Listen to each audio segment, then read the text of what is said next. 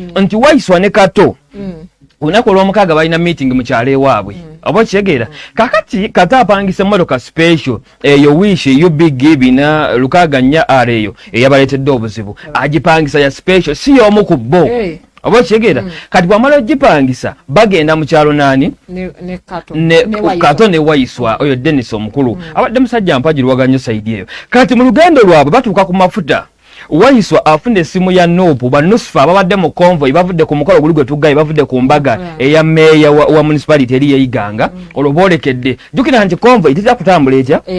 era kigifuula convoy kubanga motoka lisosse mwemu kakati omukulu ayolekedde abali maaso bolekedde omolo kakati nabo bajja basimbula bagoberera oba kitegeera kati nusifa motoka gye babaddemu efuna obuzibu naye nga tebannagenda wala nnyo bayita Waiswa agamba Kato nti bano baliwo banne bati balina obuzibu emotoka eganidde ku kkubo Kato agamba Waiswa nti tetusobola kuleka struggle bonga yebagiyita tugende tukole ki tugende tununula aba struggle meeting eri mu kyalo bagisalizaamu wano ku mafuta okitegedde tuli ku mafuta awo meeting we tukola ki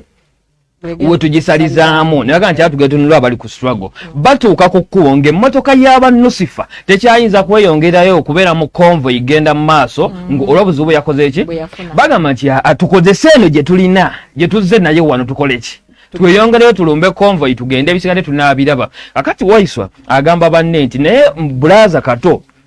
kamufunire emmotoka endala tufune emmotoka endala yagende mu meeting yankyekire mu kyalo fe twolekere ekyo kitegeeza nti chances ziri nti ayinza okuba nga Waiswa yabadde akola ki ye mulenzi oyo gwolaba sayidi eno asaanika emmere awo bwali kwedde bwa campaign yalina omukyalo omukadde awo gw'otalabye wali gwe yadde asaanikirako emmere era bwe yali ayogera ebigambo ebyaliwo yagaa nti kangisaaniike ngireke wano gwe tunaddira ng'eyidde nange ndyeko oba kitegeera tekyabadde kyajjo naye zaali ezimu ku moments zakola ki